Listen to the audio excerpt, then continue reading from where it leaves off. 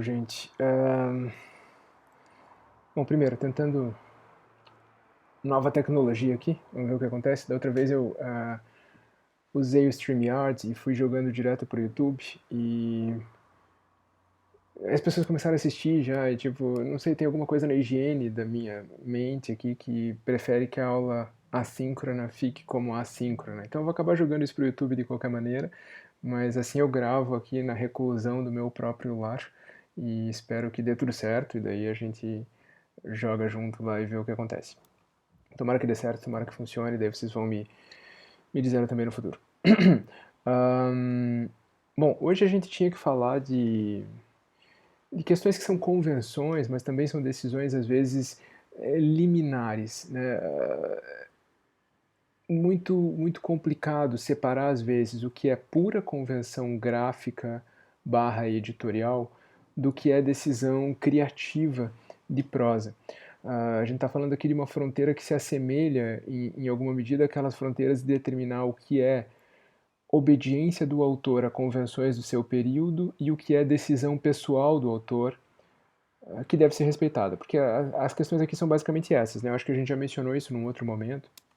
No que se refere a certos detalhes de convenções de edição, a gente pode supor que certas coisas eram típicas do período em que a obra foi escrita, ou típicas da cultura daquele idioma em que a obra foi escrita e não precisam necessariamente ser transportadas de maneira igual para o nosso período, para a nossa cultura editorial. Vamos fazer aqui o exemplo que eu já usei, acho, para citação de diálogo, por exemplo, o fato de que em inglês, em geral, se usa colocar o diálogo entre aspas, a fala entre aspas, dentro do parágrafo, e a gente prefere usar travessão com quebra de parágrafo. Isso é uma coisa que durante muito tempo se manteve desse jeito nas editoras brasileiras. A gente pensava que era só uma questão de praxe editorial e a gente vai lá e altera. Lá se faz sempre assim. Os autores não param para pensar lá. Esse é o jeito normal de fazer. Aqui o jeito normal de fazer é a travessão. O nosso leitor está acostumado com esse padrão, a gente simplesmente trocava uma coisa pela outra. No entanto, como eu ia dizer, às vezes é complicado determinar onde começa a liberdade criativa e onde se encerra o que é esse lado meio automático, talvez, em certo sentido, quase nunca exista na literatura criativa de verdade, de obediência a uma convenção de um determinado período, um determinado padrão. Porque o fato é que, como eu falava para vocês, na hora que você começa a traduzir e você começa a pensar, vou fazer essa simples alteração de trocar o que é diálogo em aspas por diálogo em travessão, você muito rapidamente começa a perceber que você vai se ver na posição de ter que tomar decisões que você não gostaria de tomar. O que fazer, por exemplo, com as interpolações do narrador no meio da frase. A gente já vai falar de uma coisa dessas logo no começo aqui, a gente já mencionou na aula passada também, né? A gente pode olhar aqui, já nesse primeiro parágrafo do primeiro livro, a gente tem esse And what is the use of a book, thought Alice, without pictures or conversations. O fato de que em inglês eu uso essa praxe das aspas dentro do parágrafo me permite esse trânsito bem tranquilo entre discurso do narrador e discurso do personagem, com essa pequena inserção das aspas. Se eu vou usar uma praxe ortodoxa de uso de travessão e quiser traduzir isso aqui com had no pictures or conversations in it, aí eu teria que tipo dar dois pontos aqui, quebrar uma linha, abrir um parêntese, and what is the use of a book? Thought Alice. Como é que eu vou separar esse thought Alice? Vou usar um outro travessão, vou colocar entre parênteses, vou usar entre vírgula, vou fazer uma outra quebra. Houve um tempo que se fazia quebra, quebra, quebra, né? Eu colocava a fala dela, travessão, e de que é que serve um livro, e daí numa outra linha, pensou Alice, e daí uma outra travessão, sem imagens ou conversas ou diálogos. Então, vale, de repente, você descobrir que o que parecia uma simples convenção e uma coisa que você podia simplesmente alterar, sem maiores problemas, é uma coisa que, de um ponto de vista ingênuo, alguém pode pensar, não preciso nem resolver na tradução, isso aí a revisão resolve. Na hora de se preparar o documento para publicação, o editorial vai dar conta disso. Não é tão simples assim. Você vai começar a descobrir que isso vai alterar o fluxo do texto, que isso vai alterar a leitura do texto e os efeitos de sentido do texto. Então é sempre complicado ficar nessa gangorra caso a caso. Eu falava, por exemplo, já não lembro agora se nessa turma ou numa outra turma, Alguém no fórum, né? Alguém no fórum, também não lembro se dessa turma ou de outra turma, comentou que tinha justificado o texto, que o texto estava alinhado à esquerda, eu acho que por um default do Google, e a pessoa tinha justificado, porque diz que dava toque, ficar vendo o texto sem justificação, né? Para quem porventura não lembre, justificado é esse texto alinhado dos dois lados, né? Tem margens corretas dos dois lados. Que é o nosso padrão de edição, e que é, no entanto, o padrão também do mundo inglês. Mas uma autora como a Alice Smith, por exemplo, a contista escocesa, a romancista escocesa, que eu já traduzi mais de uma vez, se recusa a justificar os textos dela. Todos os livros dela são publicados alinhados à esquerda, sem margens justificadas à direita. Portanto, o texto fica com aquela aparência serrilhada na margem direita. Eu não lembro de ter visto ou ouvido ela falar diretamente disso, mas para quem lida com a ficção dela, desculpa, que é tão preocupada com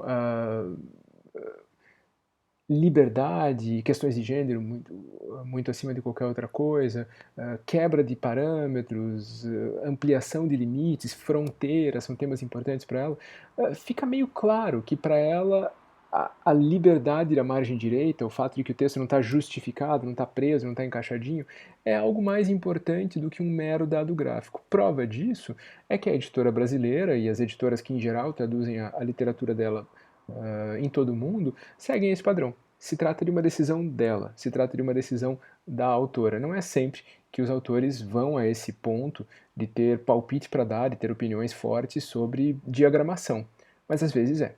E no caso especialmente de autores vivos, não custa perguntar, não custa tentar entender o que está acontecendo. No caso dos livros da Alice, obviamente a gente não está lidando com um autor vivo, e a gente não está lidando com alguém, como eu já disse aqui mais de uma vez, especialmente no primeiro livro, a gente não está lidando com um autor assim tão consciente das especificidades e dos poderes da literatura como invenção. Ele vai ganhar um pouco mais de consciência no segundo livro, ele vai aprender muito durante a elaboração do primeiro livro, vai aprender muito sobre livro e vai aprender muito sobre livro infantil, o convívio dele com o Tenniel, o camarada que fez as ilustrações originais e até hoje mais famosas do livro, foi muito educativo para os dois. Ele aprendeu muito com o Tenniel, trocaram muitas ideias e aprenderam muito sobre produzir para aquele público e produzir essa coisa complexa que é o livro ilustrado. Mas nesse primeiro momento ele não era nem uma pessoa tão ligada a qualquer ideia de vanguarda ou de invenção, como por exemplo o caso da Alice Smith. Então a gente pode deixar isso de lado. A gente pode pensar a princípio que essas decisões vão ser todas pautadas por esses critérios do tipo convenção editorial do inglês versus convenção editorial do português, né? E a gente vai ter que tomar essas decisões que de novo voltam a parecer simples, embora como vocês tenham visto ali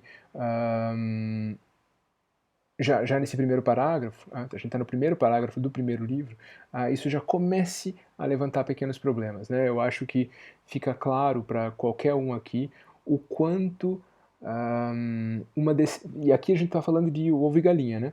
Eu ia dizer o quanto uma decisão gráfica como a de usar a praxe de aspas para citar diálogo facilita, permeabiliza as fronteiras entre narrador e personagem, facilita esse trânsito, faz com que o texto se componha mais facilmente de peças móveis, de partes que mudam de nível com mais facilidade. A gente sai do discurso do narrador, vai para o discurso da personagem, volta para o narrador, vai para o personagem de maneira inconsútil, de maneira muito fluida.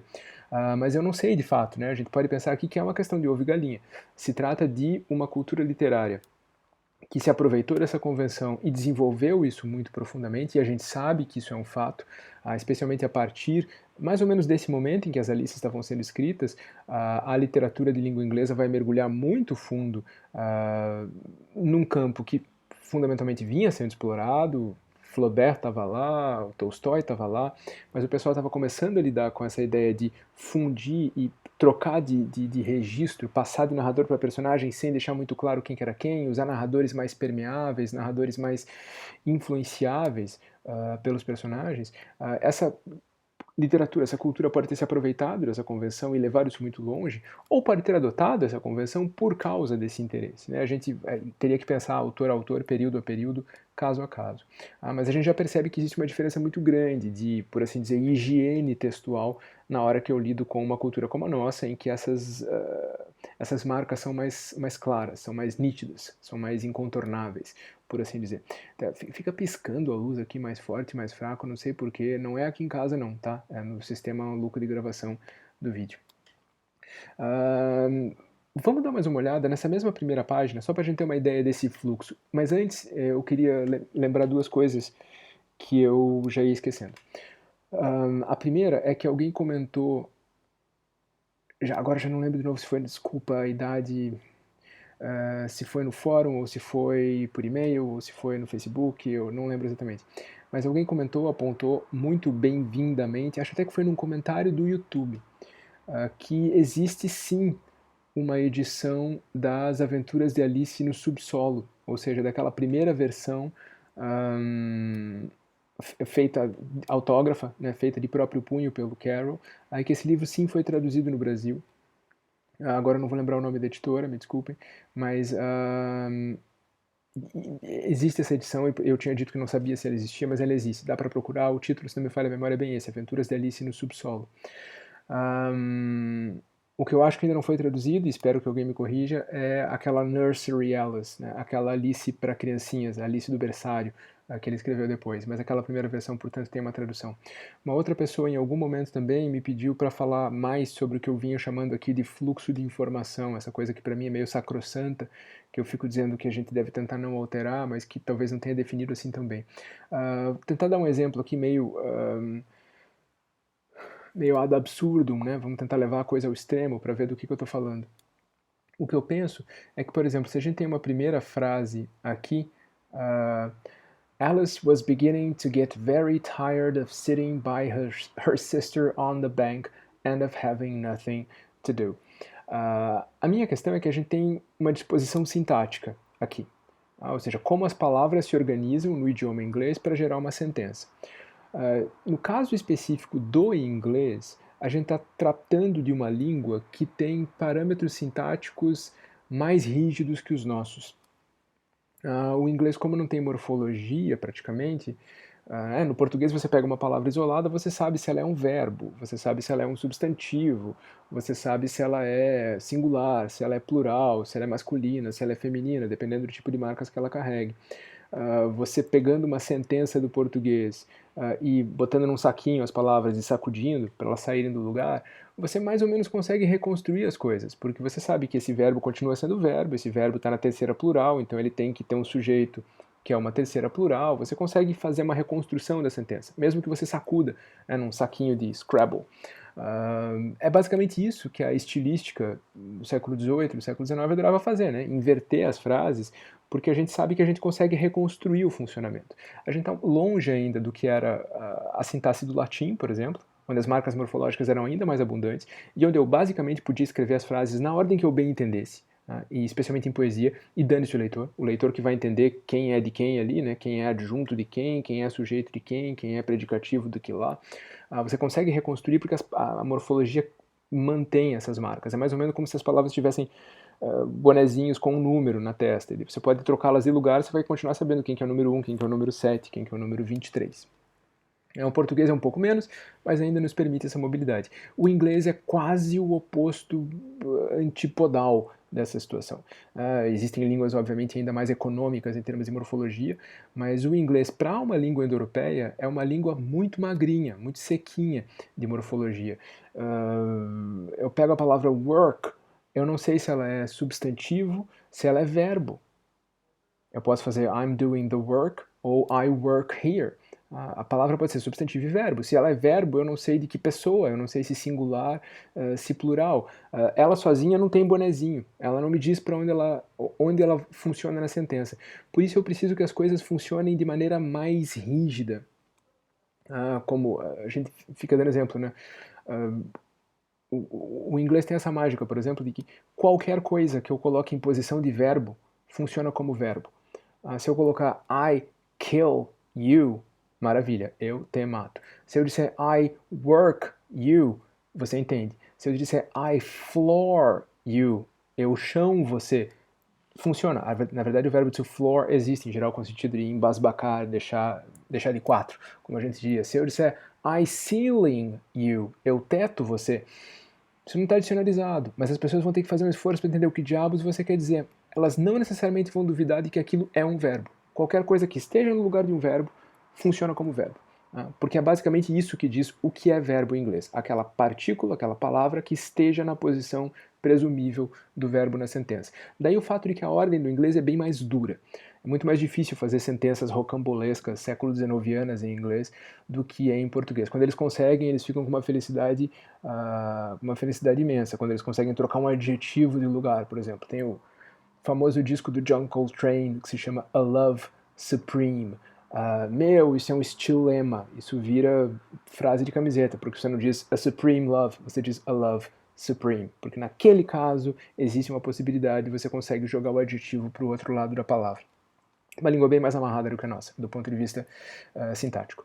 Então eu tenho as regras sintáticas do idioma, essas regras são gramaticais. Eu não estou aqui falando necessária e unicamente de gramática normativa, de gramática escolar, estou falando da gramática que faz os falantes reconhecerem a validade de uma sentença, reconhecerem a sentença como uma sentença legítima do seu idioma. E eu tenho regras estilísticas. Eu tenho regras que são do autor, que me determinam o que ele quer dizer. O que eu quero dizer é o seguinte, eu não tenho muito, numa frase como essa que está marcada ali, eu não tenho muito como trocar a ordem dessas palavras por questão estilística. Posso, mas não tanto quanto em português. Mas o autor, na hora de escrever essa frase, poderia ter adotado outros fluxos de informação. Essa é a outra sintaxe que me interessa aqui. Quais são as informações que ele está dando para a gente? Que existe alguém chamado Alice, que essa pessoa estava começando a ficar cansada, que ela estava começando a ficar cansada de quê? De ficar sentada, onde? Junto da irmã, em que lugar? Na margem ou na encosta, a gente já falou disso aqui, e de não ter o que fazer. Essas são as informações, são os pacotinhos de informações que têm que ser fornecidos por essa sentença. Existe uma sintaxe de conteúdo, por assim dizer, que me permitiria dizer essas mesmas coisas em outra ordem. Mas seria muito fácil e perfeitamente legítimo em termos estilísticos eu dizer assim: ficar sentada ao lado da irmã sem ter o que fazer estava deixando Alice muito cansada. Essa frase é boa, não deve ser ótima porque eu fiz de improviso agora, mas essa frase é boa, ela funciona, ela dá as mesmas informações, ela traduz perfeitamente em termos de, vamos chamar muito grosso modo aqui de referência, ela traduz o que o original disse. O que ela não faz, e era isso que eu me referia quando eu insistia para vocês na questão do fluxo de informação, o que ela não faz é manter a ordem desses pacotinhos. Eu deixei o nome Alice mais para frente. Eu coloquei o ficar sentada sem ter o que fazer mais no começo da frase. Eu alterei a ordem em que as coisas vão sendo comunicadas. O meu texto fala as coisas nessa ordem. Primeiro, dá o nome de alguém. Segundo, descreve o que estava acontecendo com ela, por quê, onde ela estava e qual é o outro motivo dessa mesma coisa. Né? Sitting by her sister and have nothing to do. A princípio, por exemplo, em termos de semântica, eu podia trocar a ordem desses dois termos, esses dois gerúndios ali que estão explicando o motivo dela estar cansada, né? Alice was beginning to get very tired of having nothing to do and of sitting by her sister on the bank. Dá na mesma, em termos de semântica geral. Mas a minha questão é que não dá na mesma em termos de fornecimento de informação para o leitor. É paranoico isso? É. Eu chego ao limite de achar que tudo é sacrossanto no original e que tudo foi pensado meticulosa, detidamente para ser exatamente como é. Como eu já disse no outro momento, não me interessa saber se esse é o caso. Não me interessa saber se essa autora, se esse autor, se esse livro, se aquela obra é ou não dessa maneira. Como eu já disse, certos autores podem inclusive dizer, nem pensei nisso. Não me interessa. O que me interessa é que, como tradutores, para nós é mais econômico, mais eficiente e, eu acho, mais interessante se a gente acreditar, ou fingir que acredita, que isso é o caso. Ou seja, que tudo que está ali foi pensado, ponderado e decidido desse jeito. Por quê? O que me interessa é fornecer ao meu leitorado uma experiência de leitura do texto que seja, em tudo e por tudo, o mais equivalente possível à experiência de leitura que era aquela que era oferecida ao leitorado original. E isso tem a ver, aqui óbvio que eu estou partindo de um exemplo banal, eu peguei a primeira frase do livro, sem pensar no assunto.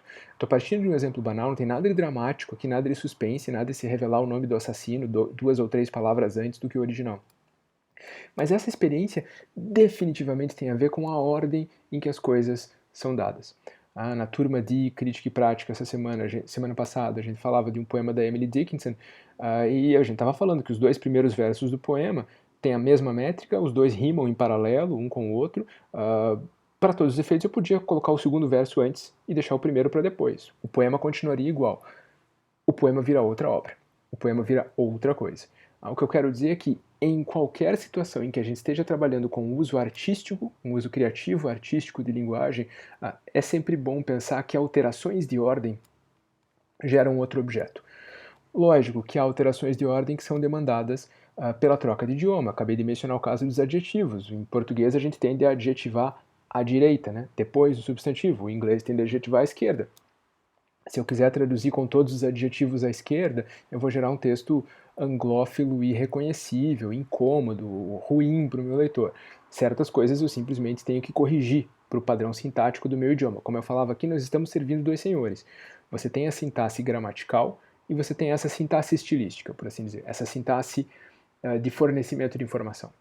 Encontrar esse equilíbrio é algo que me interessa muito. Eu, como tradutor, inclusive porque eu gosto de trabalhar muito rápido e eu gosto de trabalhar de primeira leitura, ou seja, sem ter lido o texto antes, me é mais cômodo, de novo, mais eficiente, e eu acho muito mais interessante tentar manter a ordem das informações, desses pacotinhos de informação, o mais próximo que eu puder. Mais próxima? Que eu puder do original. Era basicamente disso que eu estava falando. Se não ficou claro ainda, por favor, estrilem no fórum e a gente volta a esse assunto, seja lá, seja aqui. Mas é um assunto que eu acho que vale a pena abordar. Para o nosso assunto geral da aula de hoje, dá para a gente voltar, pegar um pedacinho aqui, por exemplo, só para começar a apontar o que eu estava falando. There was nothing so very remarkable in that. Não vou ficar falando dos itálicos aqui, porque a memória que eu tenho é que eu já falei. Inclusive contei a história do projeto Salinger na Todavia e tal, né, que os leitores estranharam, alguns leitores estranharam o uso desse itálico de ênfase. Eu vou fazer o contrário aqui, dirty. Eu vou marcar com cinza o que a gente não vai ler, para não deixar o cinza escurecendo a vida de vocês. O que a gente está lendo é esse trecho em branco aqui.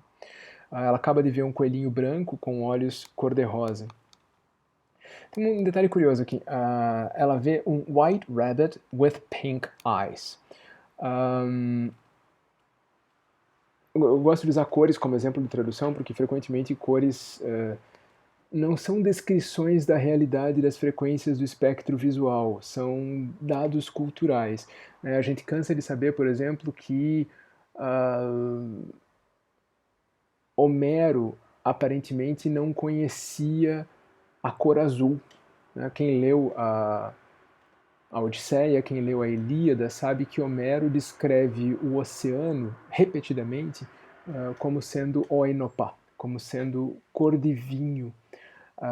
Ele descreve a aurora como cor-de-rosa. Ok, ele conhecia cor-de-rosa. A gente talvez dissesse laranja, mas ele diz cor-de-rosa. Ele descreve o mar como cor de vinho. Ele descreve o sangue como negro.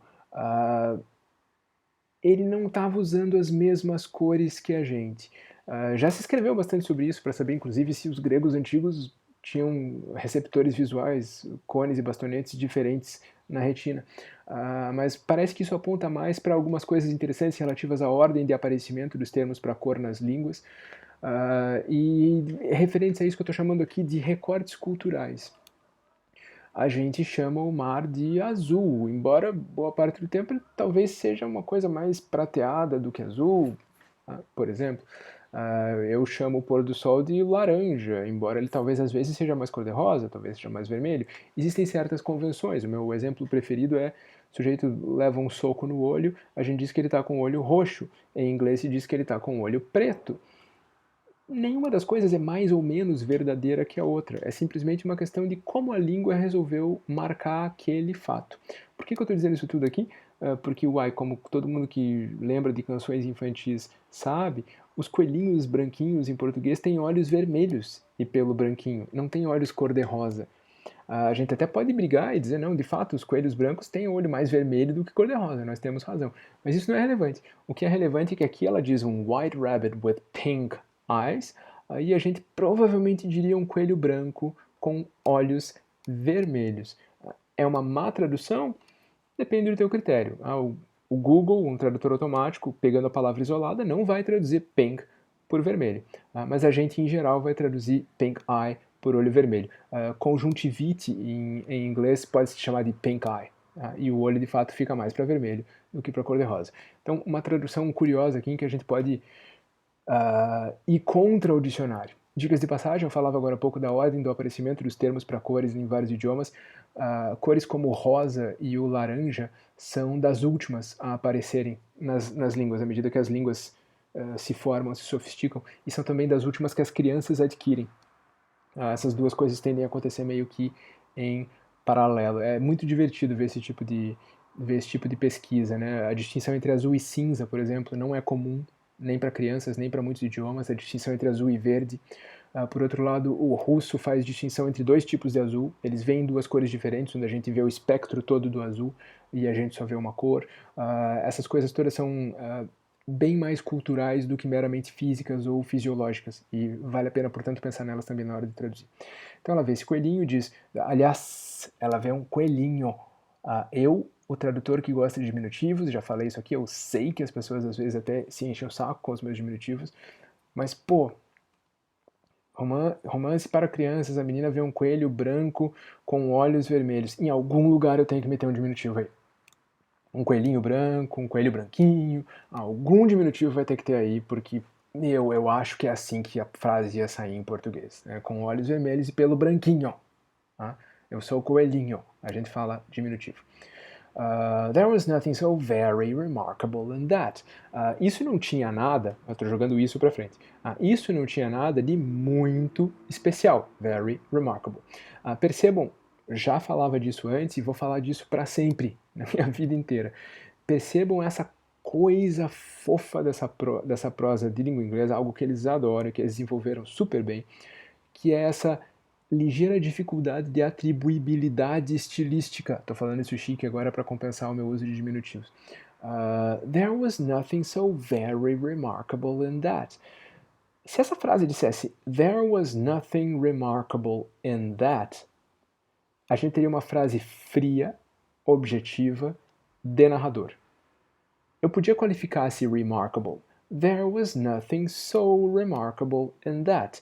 E percebam que eu mudei um pouquinho a temperatura da frase. Eu aproximei ela um tantinho de como a personagem diria.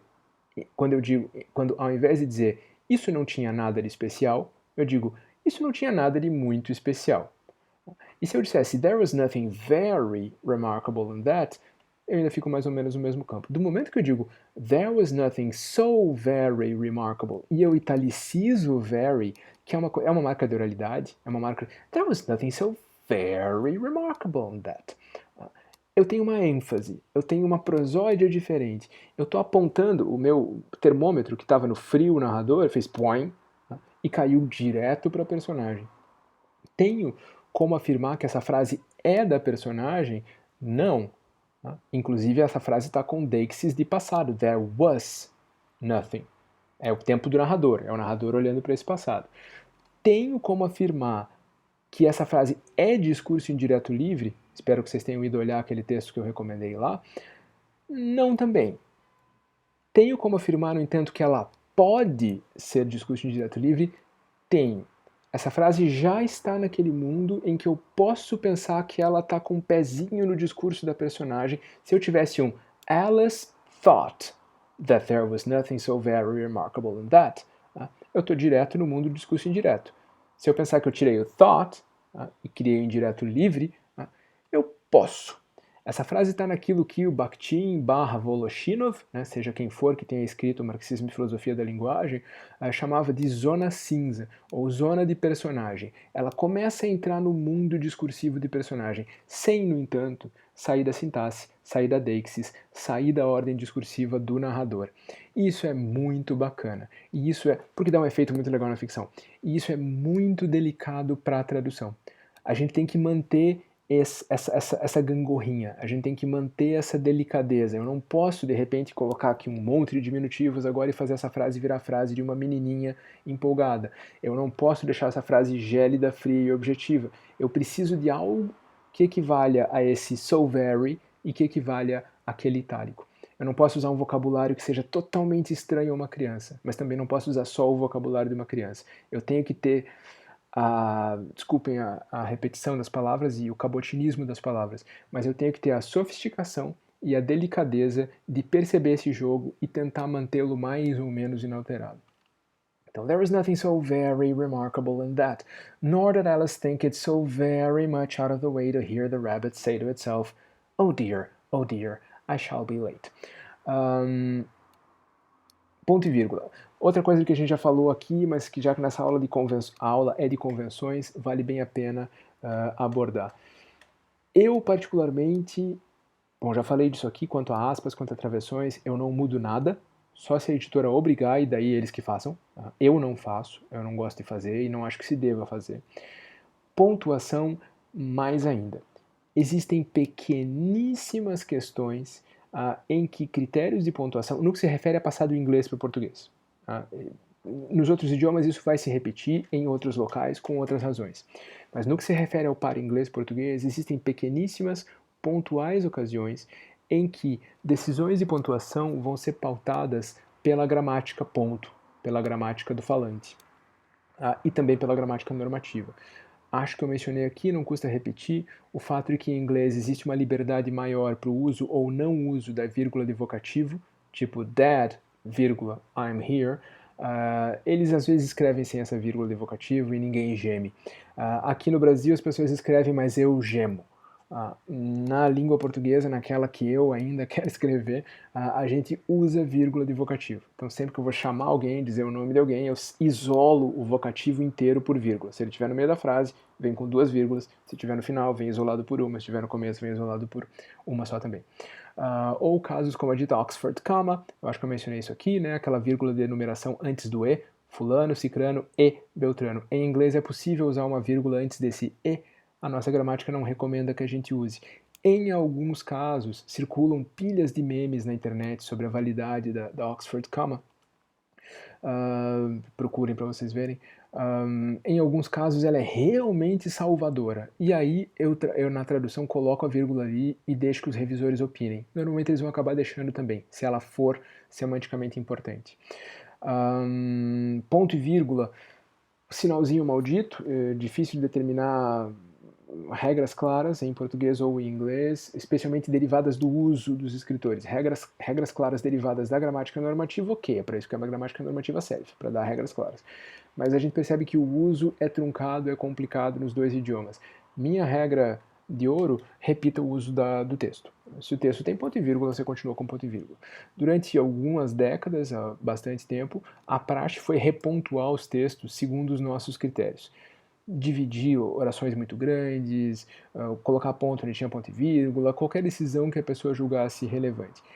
Dá para fazer? Dá para fazer. Do meu ponto de vista, em termos de novo, fluxo de informação e obediência aos parâmetros do original, eu não acho que vale a pena nunca. E, para ser muito honesto com vocês, eu não acho o tipo de problema que você precise ter. Você vai ter que lidar com tanta coisa complicada, você não precisa ficar pensando em ponto e vírgula. Repete o uso e deixa que o editorial, preparação, revisão, se topar com algum problema de violação de padrão editorial da casa ou de violação de norma padrão do idioma, eles vão corrigir. Outra coisa divertida aqui, a gente tem aquele so very com itálico logo na primeira frase do parágrafo, e a gente vai repetir a mesmíssima construção na sequência, né? There was nothing so very remarkable in that, nor did Alice think it so very much out of the way. De novo, vou alterar, vou mudar a boa estilística românica, latina, afrancesada, portuguesa, diria que a gente deve variar os usos adverbiais, adjetivais e etc. Já disse isso aqui, é até uma coisa curiosa. Em inglês, frequentemente, os escritores ouvem o conselho contrário, no que se refere a verbos de dizer, por exemplo. Não varie, não chame atenção para isso. A gente aqui tinha uma praxe contrária. Nesse caso, vou alterar? Não. Suponho que isso é caracterização de personagem? Sim. Já disse, essas frases estão entrando no domínio do personagem, a gente está conhecendo a Alice, outro ritmo de fornecimento de informação aqui, né? Se trata da primeira página do livro. A gente ainda não conhece a Alice, a gente ainda não sabe quem ela é, a gente não sabe como ela pensa, a gente não sabe que tipo de frases ela usa, a gente não sabe como ela funciona verbalmente. Ela não abriu a boca ainda. A gente só teve até agora aquela frase mental dela. And what is the use of a book without pictures or conversations?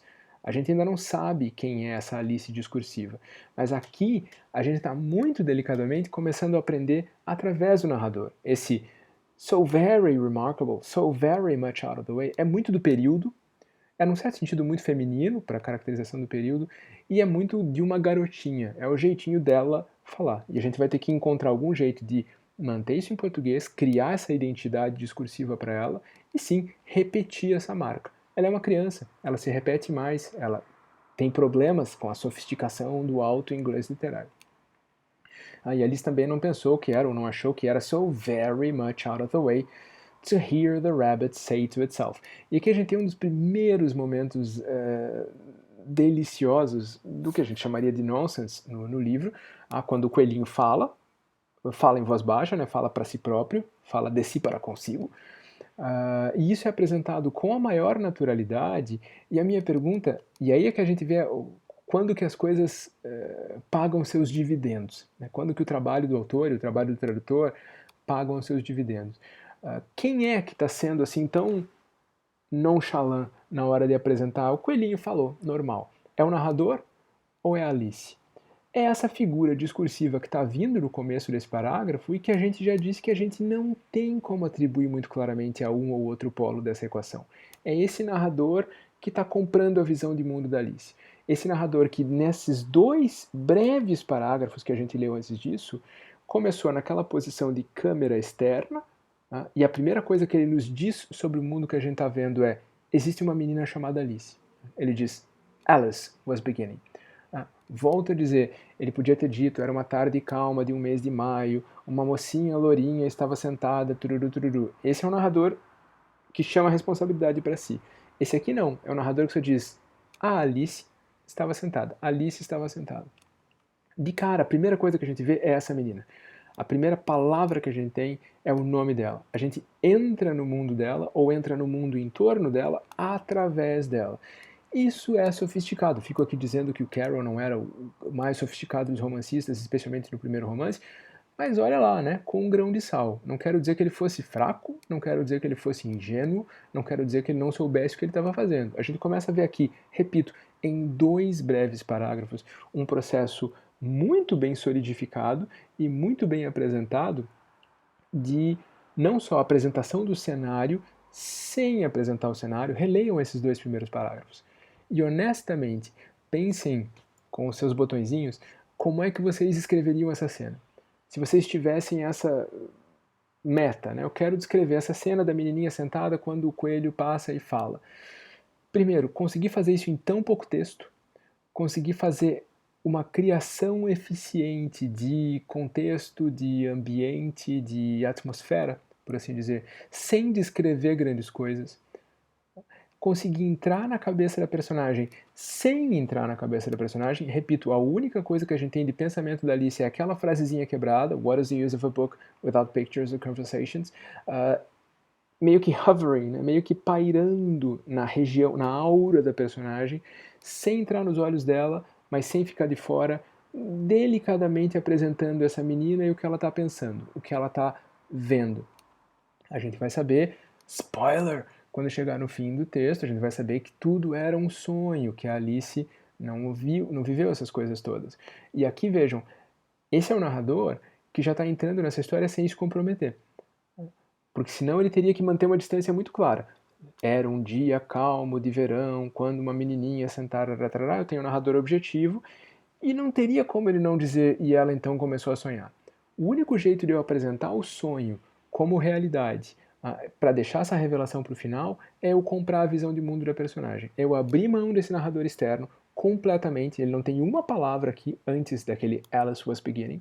Eu tenho que abrir mão desse ponto de vista, e eu preciso desse ponto de vista de meio de caminho. Eu não quero entrar 100% na Alice, mas eu quero manter a minha possibilidade de manipular a história, usar, adiantar, descrever e etc. do lado de fora, mas com essa perspectiva dela.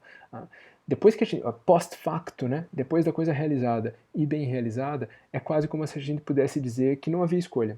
Essa era a grande saída que ele tinha. Mas o fato de ele ter conseguido realizar isso aqui é bem impressionante, eu acho bem interessante. De novo, por que eu preciso saber disso tudo ou pensar isso tudo para traduzir o livro? Não precisa, mas eu não consigo imaginar que isso vai fazer mal. Eu não consigo imaginar que esse tipo, inclusive, de apreço pela técnica e de compreensão da técnica literária vá fazer mal para alguém que está, afinal de contas, escrevendo o romance dos outros, que é o que a gente faz quando traduz prosa literária. Pelo menos tenho que entender o que está em jogo, pelo menos tenho que valorizar o que está em jogo aqui. E eu digo isso com sinceridade. Não precisa fazer o exercício, escrever, mas se coloquem o dilema. Eu queria escrever essa coisa, será que eu teria pensado em fazer isso desse jeito, esses 2 parágrafos? Será que eu ia conseguir fazer só em 2 parágrafos? Será que eu ia conseguir fazer com esse grau de eficiência para já no 3º parágrafo poder chegar a essa revelação de que o coelhinho falou e que eu não acho isso estranho, sem dizer que é porque é um sonho, sem dizer porque é uma menininha, sem dizer que ela que não achou, mas eu achei muito estranho, que aliás é um recurso comum também em certa literatura infantil, né? O narrador que mantém a distância e diz, apesar de ser uma coisa bizarra, Alice não achou, etc, etc. Alice, que era uma menina muito curiosa, muito singular, nem mesmo achou estranho, ele podia marcar essa distância, ele opta por não fazê-lo, né? E esse efeito depende, era isso que eu queria dizer de maneira muito arrastada, esse efeito depende dessa construção que veio sendo feita desde a primeira linha. Também não achou muito estranho o coelho se dizer oh dear, I shall be late. Oh dear é um inferno, vai ter 700 ocorrências de oh dear, ou de dear como exclamação, nos 2 romances. 700 é uma hipérbole, mas eu não sei se é tão diferente assim, é uma coisa gigantesca. Vamos ver se vai funcionar aqui. Isso é tudo Dear no primeiro livro. Eu estou só com o primeiro livro aberto. 142, não, isso é 142 páginas.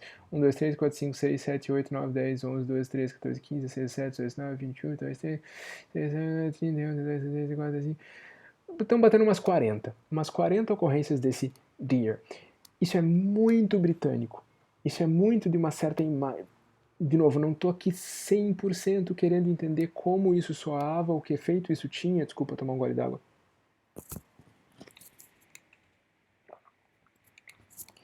Lá, quando os livros foram publicados. Mas o leitor de hoje vê isso e vê uma tiazinha inglesa de avental, dizendo, oh dear, oh dear. Como é que a gente traduz isso, né? Nossa, eu pensei muito em traduzir por nossa. E aí tem um problema, não sei se só eu que tenho problema. Nossa, a gente nem para pensar nisso, mas qualquer um sabe, nossa é uma abreviação de Nossa Senhora.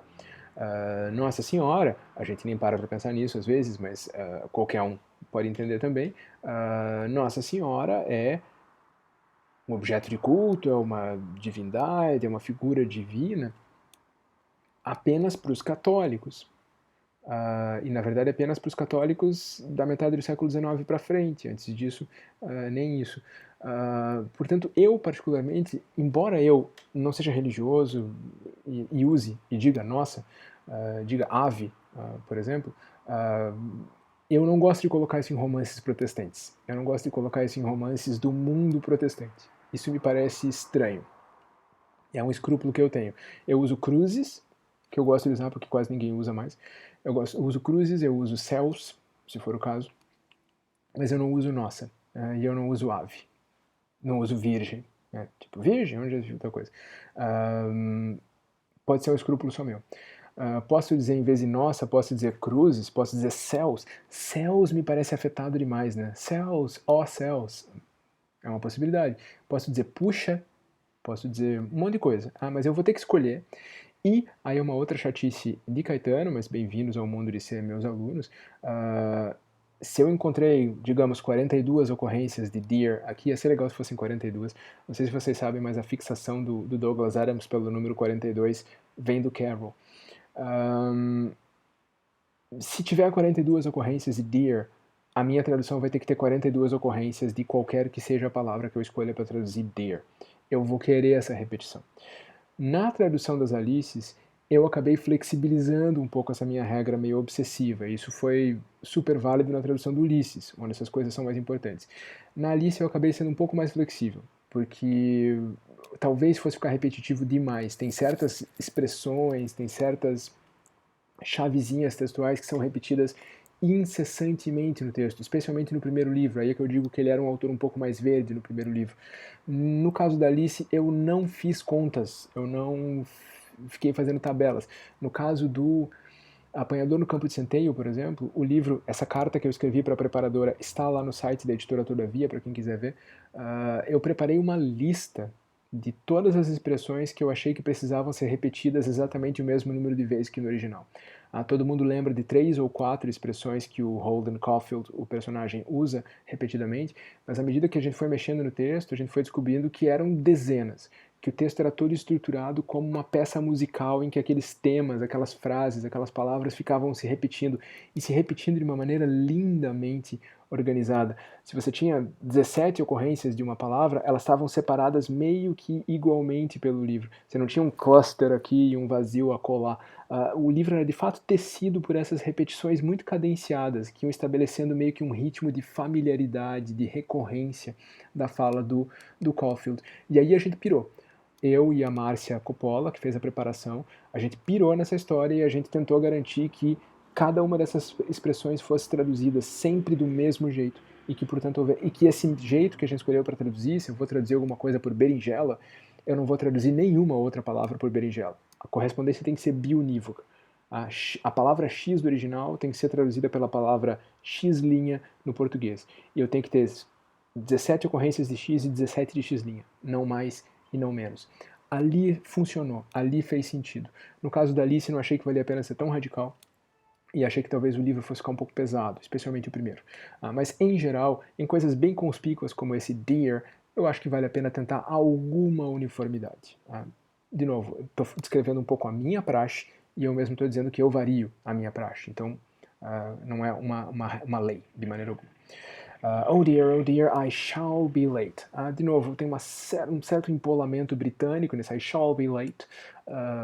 Muito mais sentido pelos nossos ouvidos de hoje do que pelos leitores da época, mas que talvez valha a pena marcar também.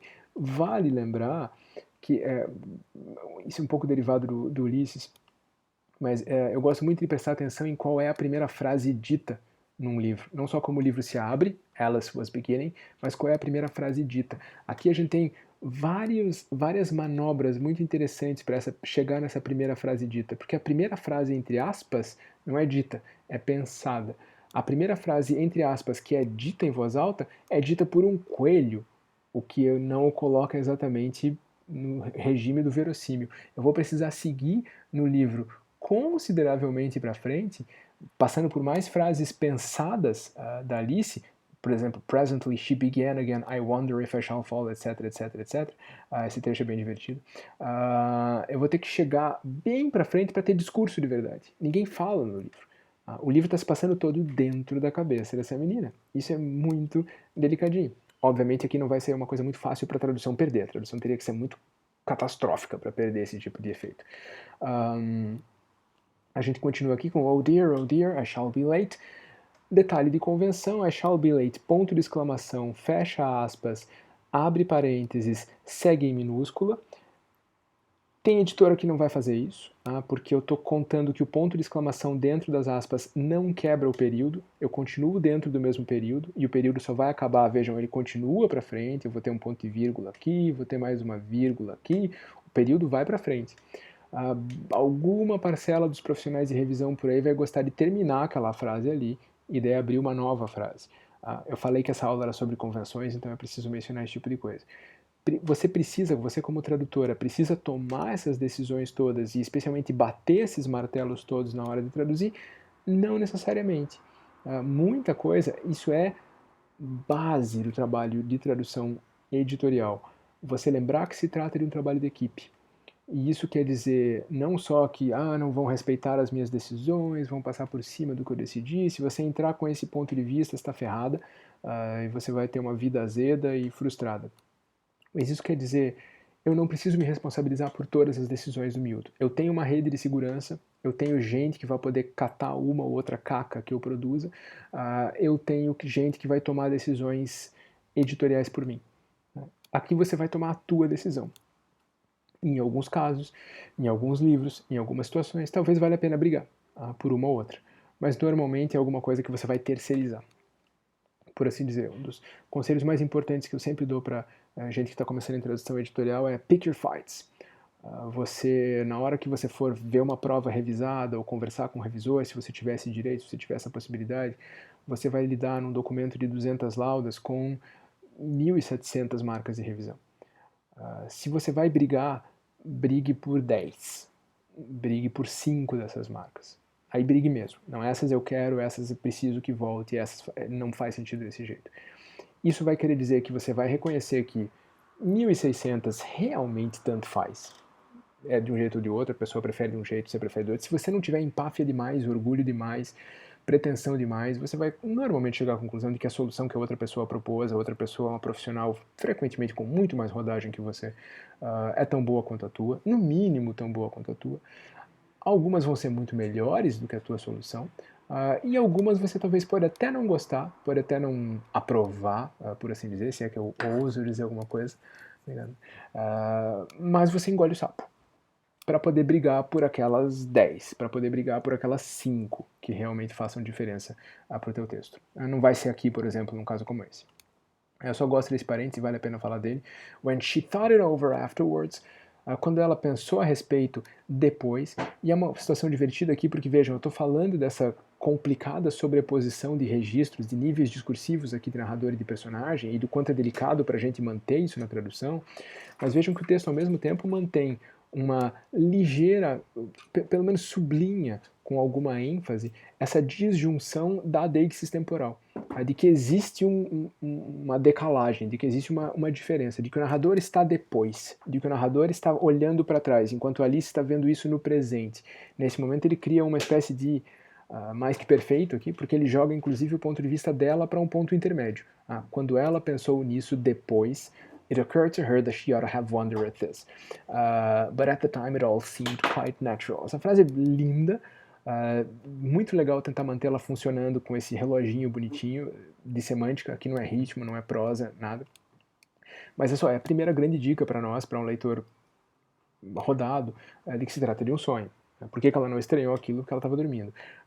Mas é muito bonitinho que ele não diz isso, ele não revela o segredo agora, nem pode, mas ele só diz, quando ela pensou nisso depois, it occurred to her that she ought to have wondered. Chegou a lhe ocorrer. Occurred é ótimo, né? Não é ela percebeu, ou ela viu, ou ela achou. Ocorreu. Até passou pela cabeça dela. Esse até fica me recorrendo aqui no comentário, talvez eu colocasse no texto, né? Tipo, é para dar uma relativizada. Não é que ela pensou, concluiu. Ela até chegou a pensar que devia ter achado isso estranho. She ought to have wondered at this. Uma construção um pouquinho velha, né? To wonder at this. Ter achado estranho. Mas na hora pareceu tudo muito normal. Bem bonitinho aqui, tem a coisa do efeito do sonho e tem a coisa da teimosia da Alice, né? E o fato de que o narrador está comprando a visão de mundo dela. Vejam o quanto a gente podia estragar esse parêntese. Ou adotando a perspectiva 100% do narrador, e explicando tudo, ia jogar fora a coisa do sonho, o livro ia acabar agora. Ou adotando, ou passando para ela um ponto de vista maduro e lúcido. Alice, depois, de posse de sua plena consciência, sabia. É claro que Alice, em circunstâncias normais, ou é claro que Alice, depois, friamente, percebeu que aquilo não podia ser normal. Mas não. A Alice é teimosa. Quando ela vai contar essa história, ela vai dizer, até talvez, quem sabe, pudesse ter considerado meio estranho. Não vai dizer, não, era ridículo um coelho falar. O narrador compra o ponto de vista dela e o que chega para o leitor, o que chega para a gente aqui na ponta, é essa coisa absolutamente misturada de pontos de vista que não se judge. Ninguém xinga ninguém, ninguém imputa pontos de vista um ao outro, narrador e Alice, e o que a gente tem é esse filtrado, esse resíduo final aqui que diz, na voz do narrador, coisas que a Alice diria exclusivamente porque ela é muito teimosa para dizer o que ela de fato deveria dizer. Volto a insistir, a gente não está necessariamente discutindo aqui como traduzir essa ou aquela palavrinha. A gente está tentando discutir como manter esse tom, como manter esse fio de navalha desse discurso que é da Alice e não é, que está no tempo dela e não está, e que vai ter que manter alguém lendo esse livro nessa expectativa, inclusive, nesse suspense de entender como essas coisas se encaixam até a última página. Eu falava que a abertura do terceiro parágrafo decorre desses dois parágrafos muito laboriosamente construídos para gerar esse efeito de sobreposição de vozes. Pense no que é o livro todo. A revelação lá da última página de que, era tudo um sonho, depende da manutenção desse pacto e da manutenção desse efeito. Isso, às vezes, é muito mais delicado do que a gente pode supor. Só porque eu estava ilustrando aqui que não estava falando de palavrinhas pequenininhas, mas vamos terminar isso aqui com uma palavrinha pequenininha. A gente está aqui algumas páginas para frente, a paginação muda, o documento é eletrônico, né? Aqui está a Alice caindo, né, pelo poço, pela lura, pela toca do coelho. E aí a gente tem a Alice começando a falar, né? Ela disse em voz alta. She said aloud. A primeira coisa que ela diz em voz alta é I wonder how many miles I've fallen by this time. Quantos quilômetros será que eu já caí a essa altura? Esse I wonder é uma construção que ela usa o tempo todo. De novo, com aquele grão de sal, como lá atrás, mas valia a pena pensar em algo que a gente pudesse repetir. Usar esse será, ou quanto será, ou eu estou aqui pensando, acho meio pesado. Curiosamente, o Leopold Bloom, o personagem do Ulisses, também usa muito esse I wonder. E no Ulisses eu acabei deixando eu fico pensando, porque eu queria deixar marcado como algo diferente. Será todo mundo diz, mas eu fico aqui pensando é uma coisa que só o Bloom diz. Mas aqui não sei se é o caso com a Alice, de deixar uma marca tão nítida. Ela pensa em latitude ou longitude, porque aí tem uma coisinha muito bonitinha, porque ela diz, fico imaginando, né, I wonder, de novo, qual latitude ou longitude, a qual latitude ou longitude eu já cheguei, e aí a gente tem um parêntese em que o narrador já está um pouquinho distanciado dela, porque ele diz, Alice had no idea what latitude was, or longitude either, but thought they were nice, grand words to say. Ela não sabia exatamente o que era latitude e longitude, mas achava que eram palavras imponentes, grand words to say. Aqui a gente tem um momento de cisão. Veja, eu posso chegar a isso aqui, 3 páginas depois do livro começado. Lá no começo, o efeito teria sido completamente diferente. Exatamente como aqui, tem um outro momento que eu acho lindinho, que ela diz, depois de uma queda como essa, eu não vou nem me impressionar quando eu cair da escada. Como eles vão me achar corajosa em casa? Why? Esse why de exclamação, puxa, ora, nossa, é outra coisa que ela gosta de usar. I wouldn't say anything about it even if I fell off the top of the house. Eu não ia nem abrir a boca, nem se eu caísse do teto, né, do telhado da casa. E o narrador diz, which was very likely true. Ele cria um pacto com ela, né? Ele gosta dela. Né? Provavelmente é verdade, porque ela é teimosa e ranheta, ela não ia confessar que caiu, na verdade. E o narrador aqui está começando a ganhar alguma distância dela. Mas eu só queria chegar no trecho final que eu tinha para mencionar aqui, que é quando ele diz, presently she began again, ela começou a falar de novo, né? I wonder if I shall fall right through the earth. Será? Eu fico pensando se eu vou atravessar a terra inteira, né? How funny it'll seem to come out among the people that walk with their heads downward. Como vai ser engraçado? Funny não precisa ser engraçado no século XIX, pode ser estranho.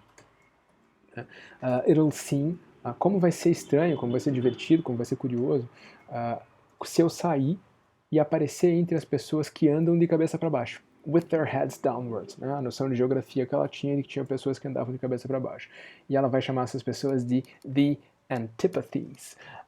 Isso aqui é genial, né? Ela quer dizer antípodas, as pessoas que andam do outro lado. Ela não lembra a palavra. O comentário é ótimo, porque ela diz the antipathies, I think, acho. E o narrador comenta, ela até ficou contente que não tinha ninguém ouvindo dessa vez, já que a palavra não soa muito certa, né? Tipo, não sei se é isso, que bom que não tem ninguém ouvindo. Mas a palavra que ela acaba dizendo é os antipáticos, né? Os antípatas, o que quer que seja. É provavelmente o primeiro ponto, o primeiro detalhezinho verbal inventivo com que a gente tem que lidar no romance. Como traduzir esse antípodas? Gerar alguma brincadeira, gerar alguma possibilidade de diversão aqui, não necessariamente traduzindo a mesma coisa. Né? Especialmente no tipo de humor do Carroll, nesse tipo de humor de nonsense, eu não preciso traduzir a mesma coisa. Se eu conseguir fazer qualquer piadinha, se eu conseguir fazer uma piada com a palavra China, aí eu lembro que eu pensei nisso durante a tradução, o problema é, a China não é a imagem de antípodas dos ingleses, é a nossa imagem de antípodas. A imagem de antípodas dos ingleses é a Austrália, então isso já é um outro problema. Posso vernacularizar a geografia. Se eu conseguir fazer qualquer piada com a ideia do outro lado do mundo, vai funcionar. Desde que a piada seja nesse mesmo registro, suficientemente engraçadinha, suficientemente delicada, não pode ser um trocadilho grotesco, forçado, e algo que fosse verossímil para uma criança que não domina bem o vocabulário inventar. Inventar essa piadinha é o primeiro, acho, desafio tipicamente aliciano que a gente encontra aqui. Vamos ver? Se alguém tiver sugestões para apresentar para os antipathies, eu adoraria ver no fórum. Até semana que vem, gente.